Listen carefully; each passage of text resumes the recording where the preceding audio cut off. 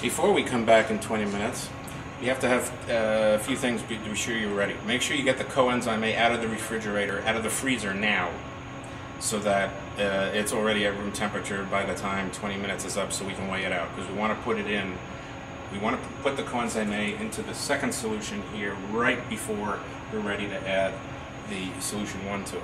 So be sure to get the coenzyme A out of the freezer. And don't open it up and weigh it out until you are absolutely sure it's at room temperature. The other thing is you need to use a long glass, 2 long glass Pasteur pipettes with a little, get that ready, make a little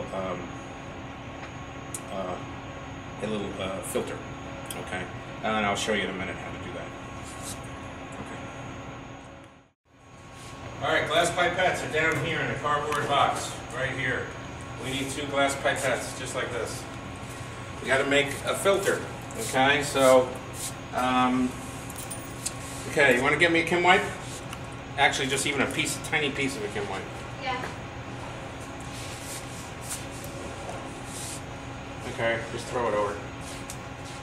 Alrighty, thank you. Alright. So, this is how you make a teeny tiny filter, right? Oh, also, in the miscellaneous drawer should be a bulb for this. Okay? A bulb, rubber bulb. Okay, tiny piece of Kim wipe. Roll it up. Alright. Put it in. Okay, there's schmutz on that glass stir rod. Is that glass?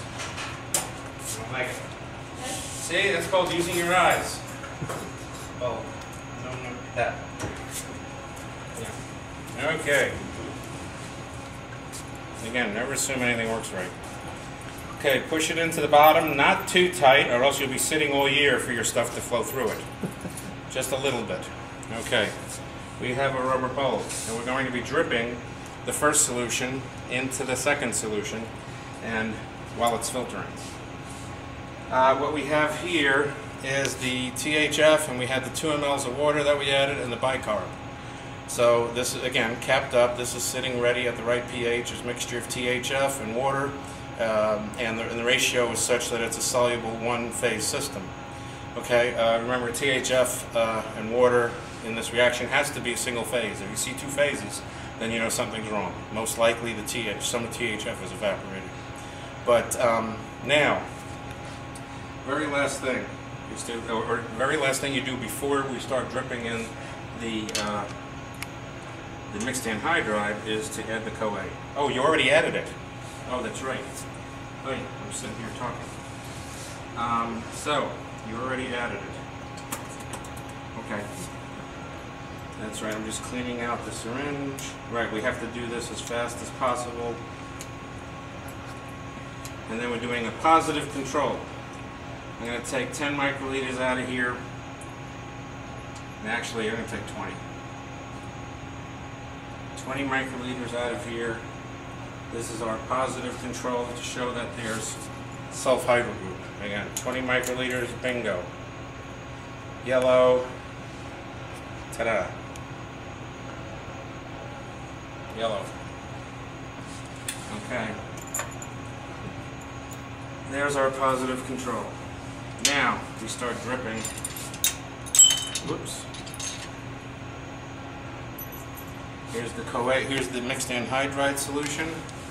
I usually suck up half first. And now, this is tricky. While it's, again, a little tricky, while it's stirring, I hold this like this, right over, so it's just above. Just, you know, an inch or so above the stirring solution. Suck up about half of what's in here, right in, and while it's filtering, it's dripping right into the stirring solution. Trying not to hit the sides. I mean, you know, you hit the sides a little. Let's see, suck up a little more. Put it in. Okay. It's dripping. Again, try to suck up about half of what's in there. Okay, good. Now I can close this back up right here, because I don't want this to hydrolyze. And now I can take the bulb off of here and there's some liquid caught up in here. Alright, so I can just, don't suck, just push it on and then push out. Yeah, don't suck up, there you go. Now whatever you do, don't suck up, or else you'll suck you don't want to suck the filter up. So it's on and then squeeze to get what's in here out. Okay, very good. We'll let that stir for a minute. Again, that can stay open for now because it's only gonna, the reaction doesn't take too long. Still have our filter. We still have, and again, this is an excess, so there's no reason to add more of this than what it takes to get rid of the SH, to get rid of the yellow color. Again, it all depends on how dry your fatty acid was to begin with, how dry your THF was. It depends on what the humidity was in Springfield that day. So, again, we now have our stirring solution. Again, still single phase, stirred solution. Now we're going to take our, we're going to clean it out and take our 20 microliters and just compare it to what we got initially.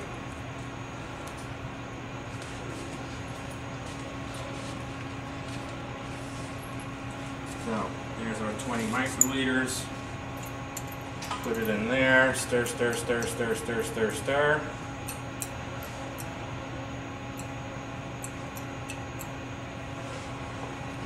And we leave it sit for a second.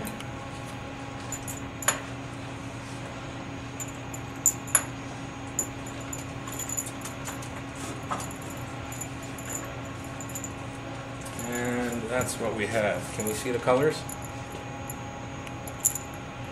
What I see is, again, definite yellow. Tad of yellow. Maybe a tad. And then these, of course, have not had anything added to them. So this was our starting yellow here. And if you look down the pipe, sometimes you can see a little bit yet. So maybe a tad of yellow yet left. In other words, reaction is mostly done. You'll also see that this is slightly cloudy. Why is it cloudy? Because of some of the excess fatty acid that might have hydrolyzed is not water soluble. So, again, I'd let it stir for another minute or two for right now, and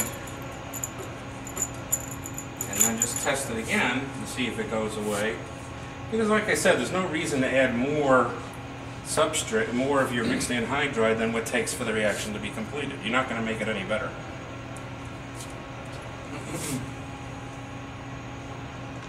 The reaction is actually fairly quick, as you saw. The reaction is fairly quick. So I'm going to just suck up another 20 just for the heck of it. And see how we do. Put that in there. Again, give it a little spank. Ooh, baby.